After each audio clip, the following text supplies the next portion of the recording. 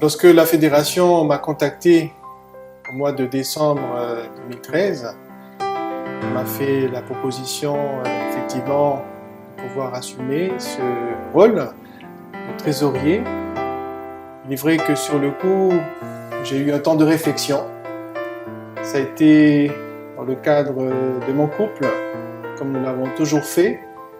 Déjà lors de l'appel du Seigneur pour la vocation pastorale, on a mis ce sujet en prière et il nous semble que Dieu nous a encore une fois appelés à relever ce défi. Et pour ma part, je peux avoir la conviction qu'il m'accompagnera dans ce défi et à pouvoir apporter mes compétences, mon expérience pour la bonne marche de notre fédération.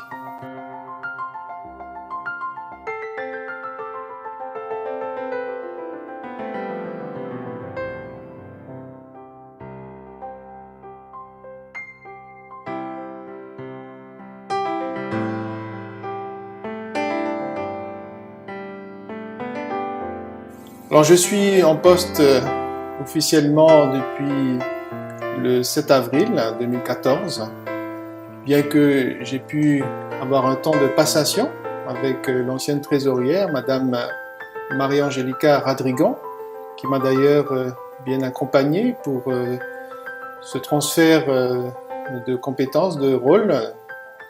Je dois dire que ça a été un temps aussi d'apprentissage, bien que une formation préalable à ma vocation pastorale m'a amené à reprendre un petit peu ce travail d'administrateur, puisque je l'ai été dans un autre passé assez récent.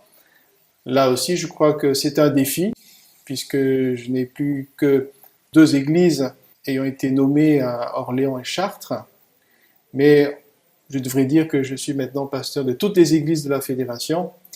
Et là, c'est effectivement un profond changement. Alors, les rythmes de vie au quotidien sont bien sûr un peu plus chargés, avec des présences ici au siège du 130 boulevard de l'Hôpital à Paris. Mais là également, je pense qu'on doit s'adapter. Et pour l'instant, grâce à Dieu, les choses se passent au mieux. Et je le remercie d'ailleurs de m'avoir donné cette énergie, de pouvoir déjà m'adapter à ce changement de rythme, un changement également de responsabilité.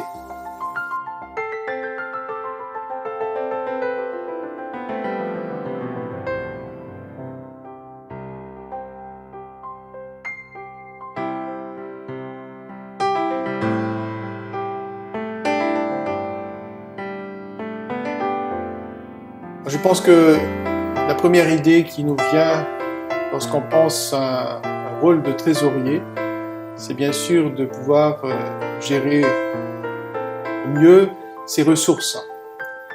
Et nous avons cette responsabilité aussi en Église. Donc je ne veux pas simplement m'adresser ici aux trésoriers, mais à tous les membres de notre communauté, et puis à chaque individu également.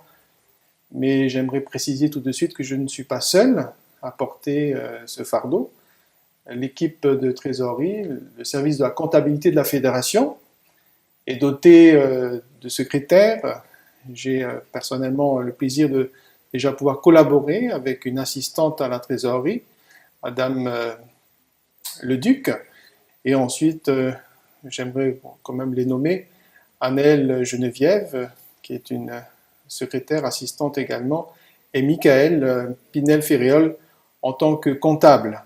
Au-delà de cet aspect purement financier, il y a un autre aspect qui est la gestion du patrimoine. J'aimerais parler ici des biens, de l'immobilier, de nos bâtiments, de logements. Et là, c'est un défi majeur en France, puisque comme vous le savez, une nouvelle loi sur l'accessibilité a été votée par le gouvernement et doit être mise en place pour la fin de cette année. Et tout un travail de diagnostic a été mené dans toutes nos églises. Et il me revient donc cette année de pouvoir gérer ce dossier difficile, puisque bien des bâtiments doivent être rénovés, adaptés, mis aux normes. Donc ça, c'est aussi un volet important de ma responsabilité.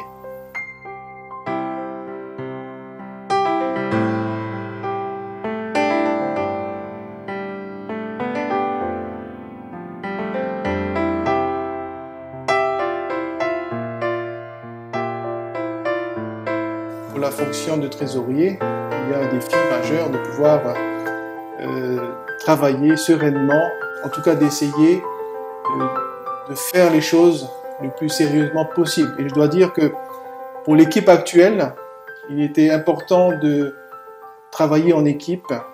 Il était important que nous puissions mettre tous ces projets devant Dieu, cette gestion de nos ressources devant le Seigneur. Comme vous le savez, dans la parabole de l'ouvrier, de pouvoir développer les talents que le Seigneur met à nos dispositions pour qu'on puisse ensuite être heureux de voir cette Église grandir, croître. Et je me projette déjà dans l'avenir. J'ai une chose en tête, c'est la vie éternelle, que le Seigneur puisse revenir parmi nous, nous prendre avec lui et nous dire, je pense que ce sera la plus belle des récompenses, que nous avons été des ouvriers fidèles à son service et heureux de pouvoir maintenant entrer dans la joie du Seigneur. Donc, je suis dans cette perspective spirituelle de cette fonction, de là, bien sûr, de toutes ces responsabilités financières, matérielles. Et je crois qu'il ne faut pas perdre de vue cet objectif spirituel, cette vision spirituelle de notre mission.